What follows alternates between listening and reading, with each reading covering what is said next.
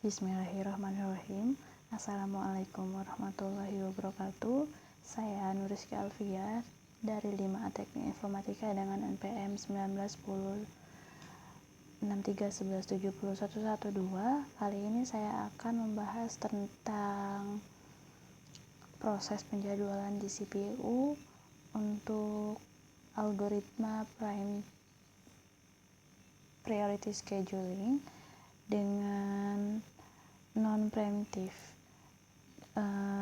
Di sini untuk contoh soalnya masih sama seperti soal-soal yang sebelumnya, yaitu rival P1 dengan AT0 dan BT9, P2 dengan AT4 dan BT3, P3 dengan AT6 dan BT5, dan P4 dengan AT8 dan BT2.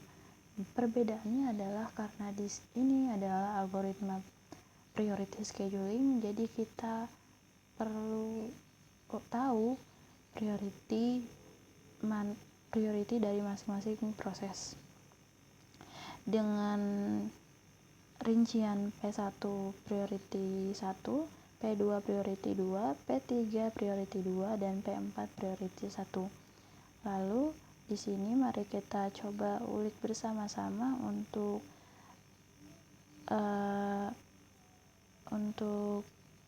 jawabannya. Kita hapus dulu yang sebelumnya ya. Nah, di sini di rival time 0 kita kedatangan P1 dengan burst time 9 dan priority 1. Lalu di rival time 4 kita kedatangan P2 dengan burst time 3 dan priority 2 dengan sisa dari P1 sebanyak burst time sebanyak 5 karena sudah berjalan sebanyak 4 dan prioritinya tetap yaitu 1. Nah, dari P2 dan P1 ini kebetulan P1 memiliki priority yang lebih tinggi dari P2 yaitu 1, maka P1 yang akan jalan kembali ke rival time selanjutnya yaitu 6. Di 6 kita kedatangan P3 dengan burst time sebanyak 5 dan priority 2.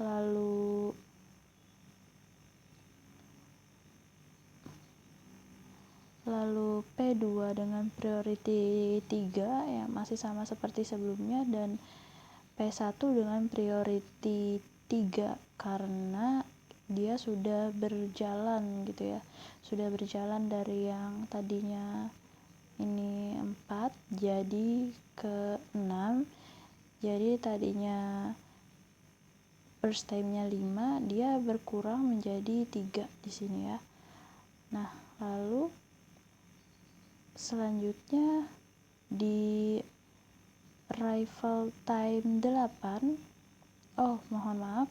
Jadi di sini kita bisa lihat belakangnya sini prioritinya di sini masih lebih besar P1 karena P1 sendiri yang punya priority 1. Selain itu prioritinya 2, maka P1 akan kembali jalan menuju burst time 8 dan kita kedatangan P4 dengan burst time 2 dan priority 1. Nah, selanjutnya apa? Selanjutnya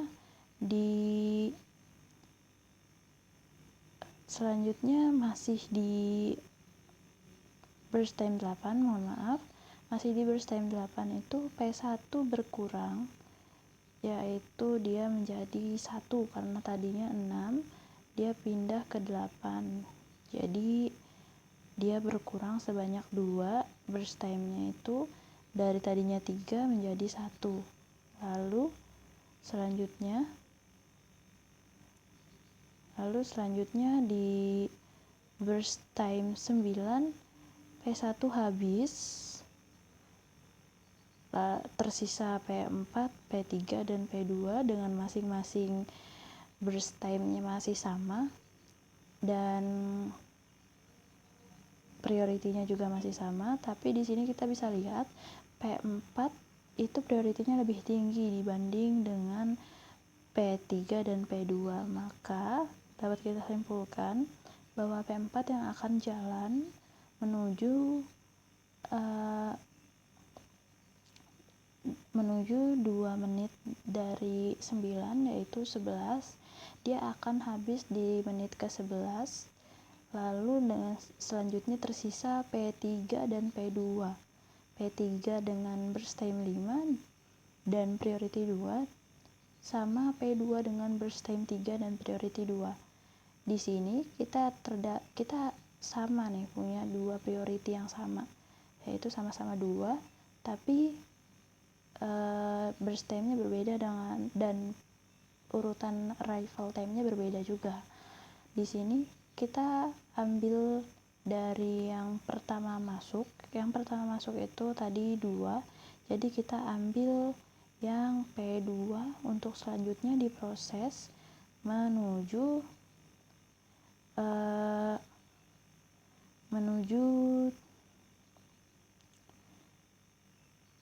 3 angka dari 11, yaitu 14. Di P2 akan berjalan menuju menit ke-14 dan habis di menit ke-14 dengan menyisakan P3 dengan burst time sebanyak 5 dan priority 2. Lalu P3 itu nanti akan habis di menit ke-19, karena 14 ditambah 5 itu 19. Nah, lalu dapat kita simpulkan untuk waktu tunggunya itu sendiri, P1 karena tadi masuknya dari 0, maka P1 tidak menunggu gitu ya.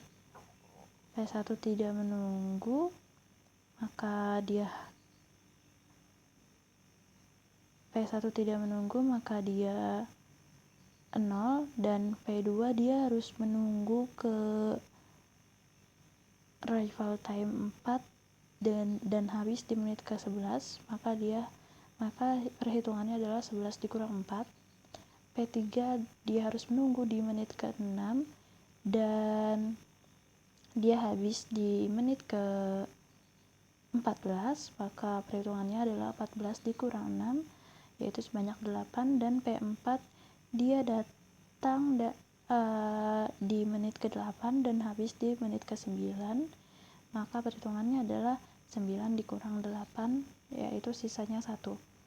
Nah, dari penjumlahan P1 proses ke-1, ke-2, dan ke-3 dan ke-4, maka diperoleh jumlah sebanyak 16. Untuk selanjutnya bisa kita hitung rata-rata waktu tunggu adalah 16 dibagi 4. 4 itu dari mana? 4 itu dari proses yang terjadi. Di sini P1, P2, P3, P4. Jadi 16 dikurang 4 sebanyak 4.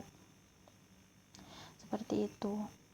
Lalu selanjutnya di sini ada algoritma sama seperti sebelumnya, priority scheduling, tapi untuk yang bagian primitifnya. Di bagian primitif kita punya contoh soal yang sama persis. Kita akan lihat bedanya di sebelah mana. Bedanya adalah untuk P1 burst time 9, priority 1 masuk di arrival time 0 sama seperti sebelumnya. Lalu P2 masuk di burst time maksudnya arrival time 4 dengan burst time 3 dan priority 2. P1 akan berkurang dari yang tadinya 9 menjadi 5 karena arrival time-nya sudah jalan sebanyak 4 kali. Wow. mohon maaf. Lalu P1 akan kembali jalan karena karena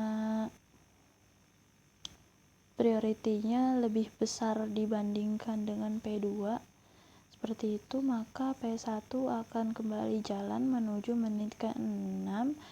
Di menit ke-6 masuk nih P3 dengan burst time 5 dan priority 2, P2 dengan burst time 3 dan priority 2 masih sama seperti sebelumnya, namun P1 berkurang menjadi 3 dengan priority 1 karena dia sudah berjalan dari 4, dia sudah diproses dari menit ke-4 menuju menit ke-6, jadi dia berkurang 2.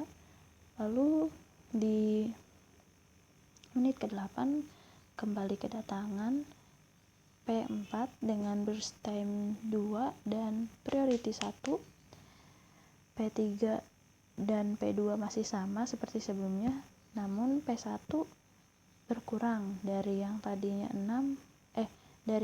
3 menjadi 1 karena selisih waktu dari 8 ke 6 itu 2, maka dia berkurang sebanyak 2 di burst time-nya.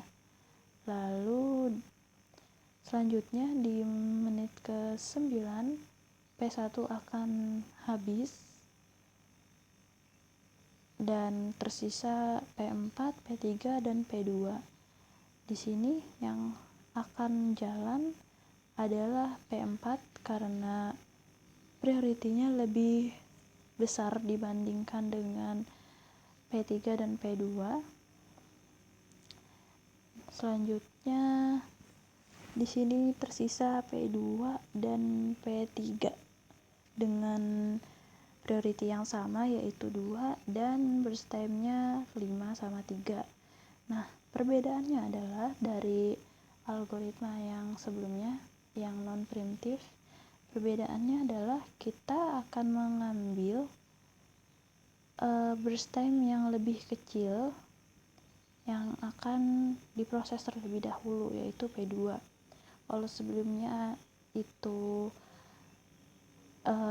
berdasarkan urutan arrival time,